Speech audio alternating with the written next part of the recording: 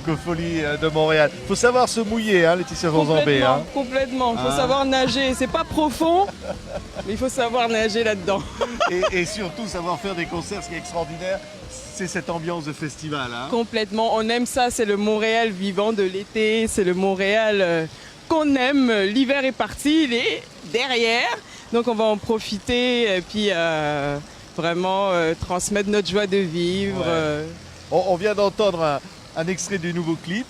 Elle dit quoi cette chanson? Alors Sansa déjà c'est ce qui symbolise ma démarche artistique. Le Sansa c'est différentes pièces de pagne, des différents motifs. Et puis comme on sait c'est le pagne africain en fait. Alors le Sansa c'est un rassemblement de différentes couleurs de pagne, différents symboles. Et ça justement c'est justement un assemblage qu'on arrive à faire avec une certaine harmonie. Il faut avoir le sens de l'équilibre des couleurs, etc., des motifs.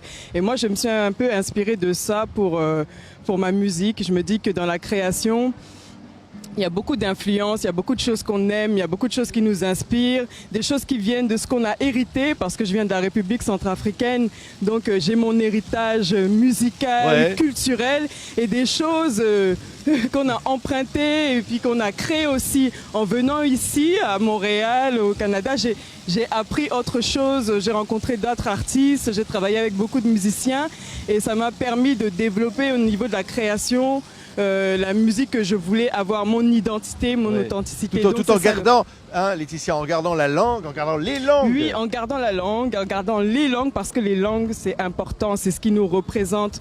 Vous voyez, quand il n'y aura plus rien, même si vous n'avez plus de Canada, vous n'avez plus de territoire, vous avez la culture. Elle sera présente même après la destruction de la terre. C'est ce qui reste, en fait, c'est ce qui est transmis aux générations. La langue, les us, les coutumes. Donc, c'est ça, c'est ça. On essaye de garder ça dans notre art, on essaye de garder ça dans la créativité.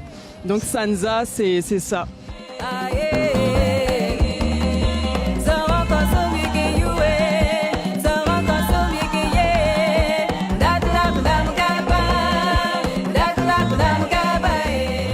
Il est loin, à Bangui, le temps où vous étiez à l'Alliance française.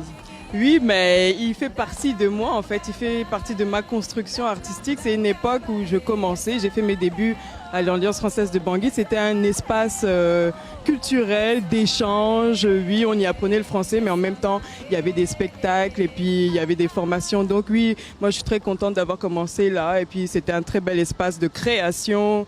Et puis ça m'a permis de me construire en tant qu'artiste. Ouais, et puis de chanter quoi? La paix?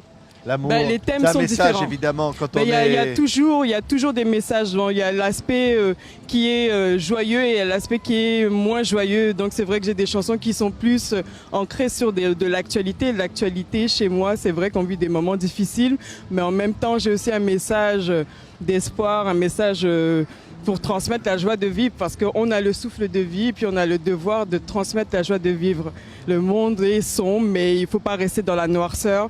Donc moi j'ai une grosse pensée pour la population centrafricaine. C'est vrai qu'elle aspire qu'à une seule chose, c'est pouvoir circuler et travailler librement chez elle. Merci Laetitia Zanzambé. Merci. Retenez bien ce nom, un des événements des Francophonies de Montréal. Merci Laetitia. Merci.